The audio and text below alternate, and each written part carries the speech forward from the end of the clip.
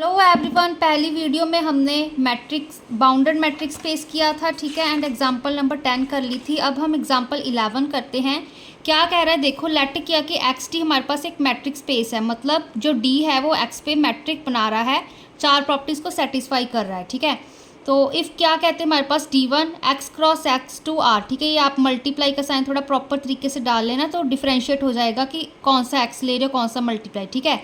तो x cross x to real numbers, ये हमारे पास फंक्शन किस तरह से डिफाइन किया हुआ है, D1 x comma y is equal to minimum of 1 comma D x Y.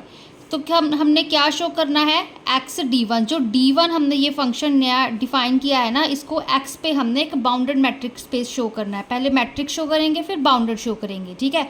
अब देखो ये minimum of 1 comma D x y का हमारे पास क्या मीनिंग बनता है। जब हम D1 एक्स कॉमा वाई लेकर चल रहे हैं कि वो minimum of 1 comma D x y है, मतलब हम इस दोनों में से वैल्यू देख रहे हैं कि कौन सी मिनिमम वैल्यू है। जो मिनिमम वैल्यू आएगी वो इस D1 एक्स कॉमा वाई का आंसर बन जाएगी। मान लो कि हमारे पास जो 1 है वो इस D1 है ना, वो बड़ा है D of x comma y से, ठीक है ना। मान लो कि डी एक्स कॉमा वाई की हमारे पास डी एक्स वाई की हमारे पास वैल्यू 0 है, ठीक है। तो 0 तो छोटा होता है ना हमारे पास 1 से, चाहे 1 बड़ा हो गया 0 से, ऐसे कह लो। तो हमारे पास अब अगर इसके अकॉर्डिंग देखें, यहाँ पे क्या आएगी हमारे पास 1 कॉमा 0, ठीक है। तो इसमें से हम मिनिमम वैल्यू कैसे निकालेंगे, मिनिमम कौन सी है, 0 छोटा होता है हमारे पास, तो D1 एक्स वाई की वैल्यू 0 आ गई, ठीक है। सपोज करो कि हमारे पास जो डी एक्स वाई की वैल्यू है वो हमारे पास 2 है, ठीक है। अब इन दोनों में से जब हम देख रहे हैं D1 x comma y is equal to minimum of, यहाँ पे 1 तो एज इट इज़ रखा, डी एक्स वाई की वैल्यू मैंने 2 ले ली, ठीक है। अब देखो जो 2 है वो हमारे पास बड़ा होता है 1 से, ठीक है। अगर इन दोनों में से मिनिमम वैल्यू चेक करें, कौन सी छोटी वैल्यू है हमारे पास, मिनिमम मतलब छोटी वैल्यू देखनी है तो 1 छोटी है, ठीक है। तो मतलब D1 एक्स वाई की वैल्यू क्या आ जाएगी, 1, ठीक है। तो इसका बस मिनिमम का यही मतलब हुआ कि इन दोनों में से हमने मिनिमम वैल्यू चेक करनी है, वो इस D1 की वैल्यू हो जाएगी, ठीक है ना।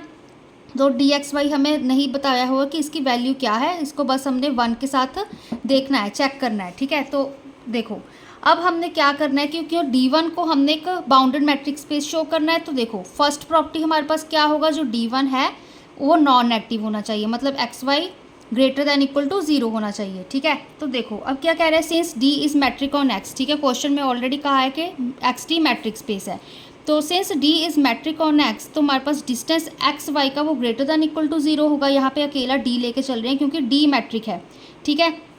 आफ्टर दैट हम क्या करेंगे, यहाँ पे distance of x y is greater than equal to 0 for all x y belong to x. अब देखो यहाँ पे distance D1 of x Y क्या था हमारे पास, क्योंकि इस चीज़ को शो करना है ना कि ये ग्रेटर दैन इक्वल टू 0 होनी चाहिए, तो हमने ये चीज़ ली, distance D1 X Y is equal to हमारे पास किस तरह से डिफाइंड है, minimum of 1 comma D x Y, ठीक है। अब ये भी टर्म हमारे पास ग्रेटर दैन इक्वल टू 0 आएगी, क्यों, क्योंकि हमारे पास जो ऑलरेडी हमें दिया कि डी एक्स वाई है वो तो ग्रेटर दैन इक्वल टू 0 है, इस मिनिमम में से ही चेक करना है, ठीक है। जो ये हमारे पास मिनिमम वैल्यू दी है ना, दोनों हम कंडीशंस चेक करेंगे। जो डी एक्स वाई है वो हमें ऑलरेडी दिया हुआ है कि वो ग्रेटर दैन इक्वल टू 0 है, क्योंकि D हमारे पास मैट्रिक है। जो 1 है, 1 तो हमारे पास ऑलरेडी ग्रेटर होता है 0 में से, ठीक है ना, 1 तो पहले ही बड़ा होता है 0 से। एंड डी एक्स वाई है जो हमारे पास, वो भी ग्रेटर दैन इक्वल टू 0 आ गया, है ना, मैट्रिक होता है D हमारे पास। तो जब हम इसका मिनिमम निकालेंगे 1 कॉमा डी एक्स वाई करेंगे, ठीक है, तो ये भी हमारे पास ग्रेटर दैन इक्वल टू 0 होएगा, ठीक है। इन दोनों का जो हम मिनिमम निकाल रहे हैं वो भी हमारे पास ग्रेटर होगा 0 से, ठीक है, for all x y belong to x, ठीक है। तो जो हमारे पास D1 एक्स वाई है वो भी हमारे पास ग्रेटर दैन इक्वल टू 0 हो गया, ठीक है। सेकंड प्रॉपर्टी देखो हमारे पास इफ़ एंड ओनली इफ वाली है कि D1 एक्स वाई हमारे पास 0 होगा if and only if x हमारे पास वाई के इक्वल होगा for all x comma y belong to x. अब देखो यहाँ पर D1 x comma y is equal to 0, ठीक है। अब D1 एक्स कॉमा वाई है जो हमारे पास, इसकी क्या वैल्यू है, minimum 1 comma D x Y, ठीक है। इसको हमने 0 के इक्वल रखा क्योंकि इसको हम चाहे इफ़ एंड ओनली इफ अगर आपको कंफ्यूजन हो रही है ना, तो हम ये कन्वर्सली पार्ट ही कर रहे हैं। तो सबसे पहले हमने इस चीज़ को ज़ीरो रखा, तो हमने इसकी वैल्यू पुट की यहाँ पर, ठीक है। तो मिनिमम 1 dxy हमारे पास ज़ीरो के इक्वल है। अब देखो इनमें से कौन सी वैल्यू हमारे पास ज़ीरो होगी, है ना, मिनिमम देखना है हमने। तो अब 1 तो हम ज़ीरो के इक्वल नहीं रखेंगे, हमने क्या रख लिया, जो dxy है वो हमारे पास ज़ीरो के इक्वल आ गया, क्योंकि हमारे पास जो dxy है ना वो हमारे पास मिनिमम वैल्यू आ रही है, ठीक है ना। अब 1 को तो हम, ठीक है, ज़ीरो के इक्वल अब नहीं रख सकते। जो dxy हम फर्स्ट प्रॉपर्टी से भी देख सकते हैं कि वो greater than equal to zero होता है, क्योंकि d हमारे पास मैट्रिक होता है, ठीक है। तो बेसिकली हमारे पास जो dxy है वो हमारे पास ज़ीरो के इक्वल होगा। अगर वो ज़ीरो के इक्वल है, फिर से वही d क्योंकि मैट्रिक है x पे, हम कह सकते हैं कि वो x हमारे पास y के इक्वल होगा, ठीक है। जब हम d is metric on x तब वाली प्रॉपर्टी लगा रहे हैं कि जब हमारे पास d of x y zero है तो x हमारे पास y के इक्वल होगा, ठीक है। कन्वर्सली भी वही चीज़ कि x अगर हमारे पास y के इक्वल है तो हमारे पास डिस्टेंस ऑफ एक्स वाई भी ज़ीरो के इक्वल होगा। अगर ये चीज़ ज़ीरो के इक्वल है, ठीक है, तो हमने क्या निकालना है कि मिनिमम ऑफ 1 dxy, इनमें से कोई दोनों में से एक चीज़ ज़ीरो होनी चाहिए, ठीक है। तो हम यहाँ पर ऑलरेडी कह रहे हैं कि ये हमारे पास टर्म ज़ीरो है, तो इसमें से हम इसका मिनिमम भी निकाल सकते हैं कि मिनिमम 1 dxy में से कौन सा ज़ीरो होगा। तो dxy हमारे पास मिनिमम वैल्यू आ रही है क्योंकि यहाँ पे ज़ीरो है, तो ये सारे टर्म इसको हम ज़ीरो के इक्वल लिख सकते हैं। तो फर्दर जो d1 xy है वो हमारे पास ज़ीरो के इक्वल हो जाएगा, ठीक है। थर्ड प्रॉपर्टी देखो सिमेट्रिक प्रॉपर्टी है, ये तो इजी है कि क्योंकि हमारे पास देखो d1 xy लिखा हमने, फिर से वही मिनिमम 1 dxy। अब देखो क्योंकि हमारे पास जहाँ पे d यूज़ कर रहे हैं, d मैट्रिक होता है x पे, क्योंकि हम लेट करके चले हैं, तो d ऑफ एक्स वाई हमारे पास d ऑफ वाई एक्स के इक्वल आ जाएगा, ठीक है। तो फिर से यहाँ पर क्या आ जाएगा, अगर यहाँ पर हमारे पास वाई एक्स आ रहा है एंड ये टर्म कुछ हम इस तरह से डिफ़ाइन करते हैं d1 x, y, तो यहाँ पे बस हमने y एंड x की वैल्यू चेंज होगी, तो यहाँ पर क्या आ जाएगा d1 y, x आ जाएगा, ठीक है। तो ये हमारे पास सिमेट्रिक प्रॉपर्टी सेटिस्फाई हो गई। थर्ड प्रॉपर्टी देखो, फोर्थ प्रॉपर्टी देखो ट्रायंगुलर इनइक्वालिटी। ट्रायंगुलर इनइक्वालिटी में क्या कह रहे हैं, हमारे पास जो d1 xy होगा वो लेस दैन इक्वल टू होगा d1 xz plus d1 zy के। तो इसलिए हमने पहले लेट किया कि जो x y z हमारे पास x के एलिमेंट्स है। यहाँ पर हम एक तरह से दो केस बनाकर चलेंगे कि जब हमारे पास जो राइट हैंड साइड में जो दो वैल्यूज़ है ना d1 xz d1 zy की, ये हमारे पास 1 के इक्वल आ रही हैं या फिर नहीं आ रही, ठीक है। तो फर्स्ट केस में देखो यहाँ पे जब हम d1 xy लेके चल रहे हैं, ठीक है, वो किसके इक्वल है हमारे पास, क्वेश्चन के अकॉर्डिंग हम मिनिमम ऑफ 1 dxy के इक्वल, ठीक है। अब कहते हैं हमारे पास जो ये d1 x, y है, जो ये टर्म है वो हमारे पास 1 के इक्वल आएगी। कब 1 के इक्वल आएगी, अगर हमारे पास जो dxy है ये टर्म है ये 1 से बड़ी होगी, ठीक है। कंफ्यूज नहीं होना है, यहाँ पर देखो जो मिनिमम वैल्यू चेक करनी है इन दोनों में से कौन सी होगी, वो कहते हैं जब ये वाली टर्म हमारे पास बड़ी होगी 1 से, ठीक है, मतलब 1 हमारे पास मिनिमम वैल्यू आएगी, है ना। 1 मतलब छोटा होगा इस सेकंड वाली टर्म से, इस dxy से, तो हमारे पास आंसर क्या आएगा, इस d1 xy का 1 आएगा, ठीक है, जैसे मैंने आपको यहाँ पर बताया था, ठीक है। एंड सेकंड क्या होगा हमारे पास, जब हमारे पास जो dxy है वो छोटा होगा 1 से, मतलब dxy हमारे पास मिनिमम वैल्यू बन जाएगी, तो हमारे पास d1 xy का क्या आंसर आएगा, dxy, ठीक है। कंफ्यूज नहीं होना, एक बार और रिपीट कर देती हूँ कि क्या है हमारे पास, इन दोनों में से हमने मिनिमम वैल्यू चूज़ करनी है। वो कहते हैं जब हमारे पास 1 मिनिमम वैल्यू आ रही है, मतलब dxy जब हमारा बड़ा है 1 से, तो d1 xy की वैल्यू 1 आएगी। जब हमारे पास dxy छोटा है 1 से, तो हमारे पास इसकी वैल्यू dxy आएगी, क्योंकि हम यहाँ पे मिनिमम देख रहे हैं, ठीक है।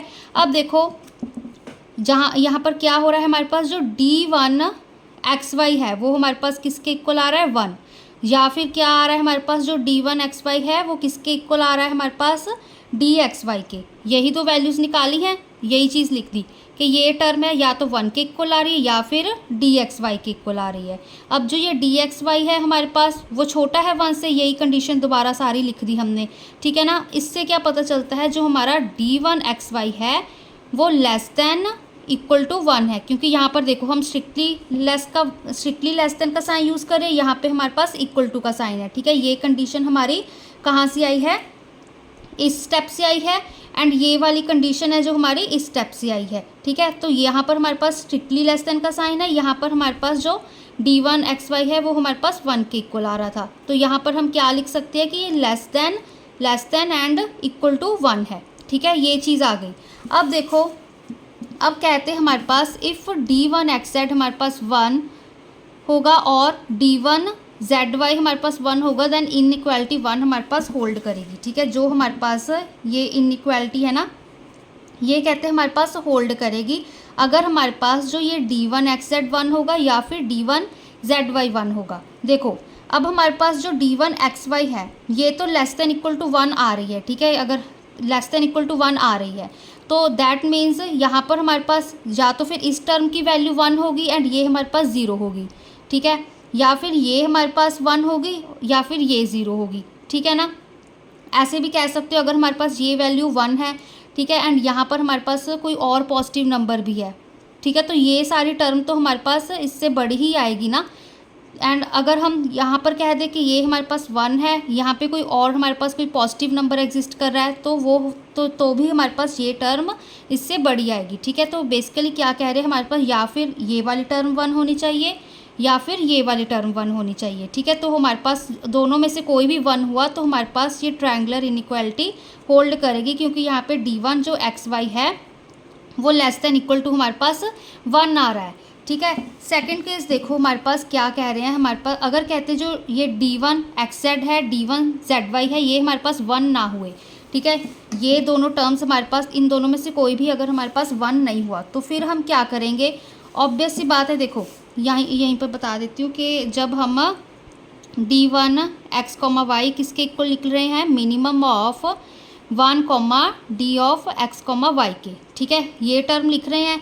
जब हमारे पास यहाँ पे अब हम एक्स वाई की बात कर रहे हैं, ठीक है, तो हमारे पास यहाँ पे एक्स जेड भी हो सकता है, जेड वाई भी हो सकता है, ठीक है। जब हम एक्स जेड की बात कर रहे हैं तो यहाँ पर भी एक्स जेड आएगा, ठीक है। वो क्या कहते हैं, जब हमारे पास इसका भी हम वैसे ही मिनिमम निकालेंगे जैसे हमने एक्स वाई इसका मिनिमम निकाला है, ठीक है। तो अगर हमारे पास कहते हैं जो ये d1 xz है ये वाली टर्म है, इसका जब हमारे पास कहते हैं ये 1 के इक्वल नहीं आ रहा, ठीक है, इसका मिनिमम मतलब 1 के इक्वल नहीं आ रहा, तो वो किसके इक्वल होगा, dxz के इक्वल होगा, ठीक है। तो यहाँ पर हमने इसको dxz लिख लिया।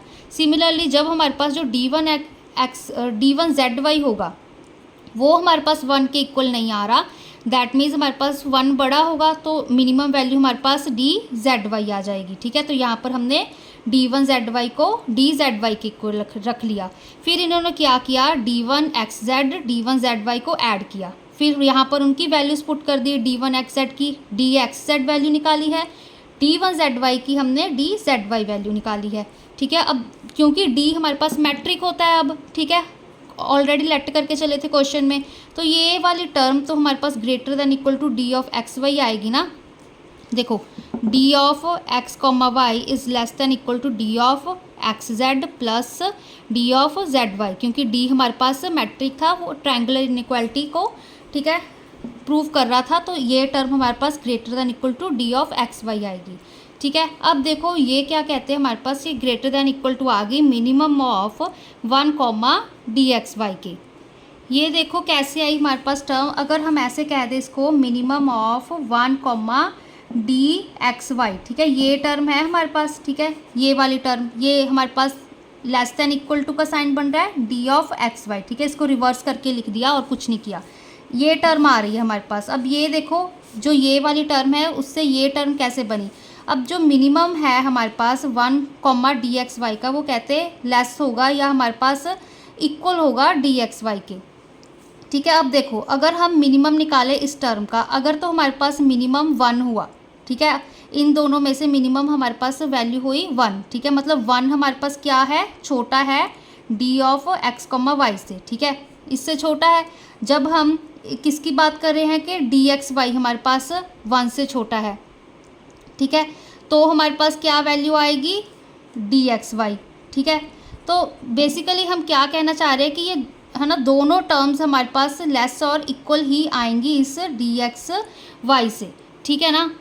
देखो अगर यहाँ पे मैं ले लूँ मिनिमम ऑफ 1, dx, y, अब इसका मिनिमम निकालूँ तो हमारे पास किसके इक्वल आ रहा है, 1 के इक्वल। अगर मैं कह रही हूँ कि ये 1 के इक्वल आएगा इसका मिनिमम, ठीक है।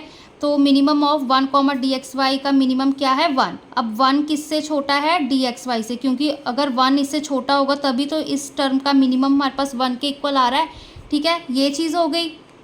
अब देखो जब मैं कह रही हूँ कि जो मिनिमम है 1 कॉमा डी एक्स वाई का, ठीक है।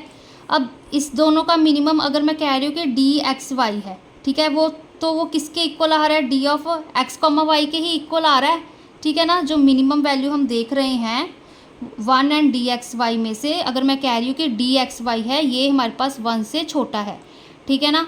अगर डी एक्स वाई 1 से छोटा है तो मिनिमम वैल्यू इस टर्म की डी एक्स वाई के ही इक्वल आ रही है।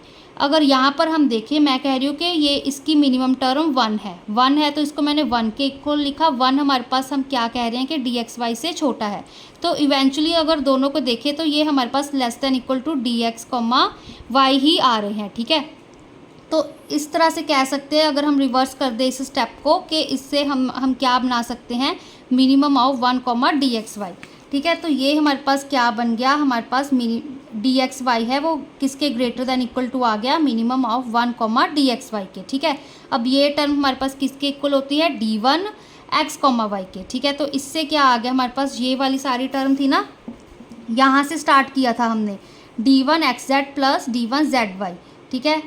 इसका आंसर क्या आया हमारे पास, greater than equal to D1 X Y, ठीक है ना। तो इसको हमने रिवर्स करके लिख दिया, ये D1 एक्स वाई, ठीक है। यहाँ पे ग्रेटर दैन इक्वल टू ठीक था ना साइन हमारे पास, तो मतलब यहाँ पे लेस दैन इक्वल टू, फिर ये सारी term D1 x Z plus D1 Z Y, ठीक है। तो क्या हो गया हमारे पास दोनों ही केसेस में, यहाँ पर भी हमारे पास जब हमारे पास इन दोनों टर्म्स की 1 या 0 या 1 आ रही थी, ठीक है, तो भी हमारे पास इनइक्वालिटी होल्ड हो रही थी। जब हमारे पास कहते हैं कि जो इन दोनों टर्म्स की अगर हमारे पास वैल्यू 1 नहीं भी आ रही तो भी हमारे पास इनइक्वालिटी होल्ड हो रही है। तो इससे क्या आ रहा है, ट्रायंगुलर इनइक्वालिटी प्रूव हो रही है कि जो D1 एक्स वाई है वो लेस दैन इक्वल टू है D1 x Z plus D1 Z y के।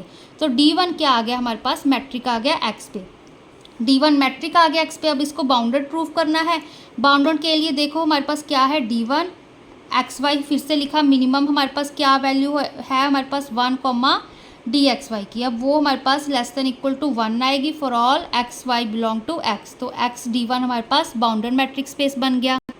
अब बाउंडेड है कैसे, ये तो चीज़ हमने देखी ही नहीं। देखो जब हमने फर्स्ट केस किया था तो क्या चीज़ आ रही थी हमारे पास कि ट्रायंगुलर इनइक्वालिटी में कि D1 एक्स वाई है वो हमारे पास लेस दैन इक्वल टू 1 आ रहा है, ठीक है। ये चीज़ हमने फर्स्ट केस में करके दिखाई थी। तो इसके अकॉर्डिंग हम कह सकते हैं कि ये हमारे पास क्या बना रहा है, अपर बाउंड बना रहा है D1 एक्स वाई की। तो हमारे पास एक्स D1 क्या बन गया, बाउंडेड मैट्रिक स्पेस बन गया, ठीक है ना। तो यही हमारे पास क्वेश्चन था।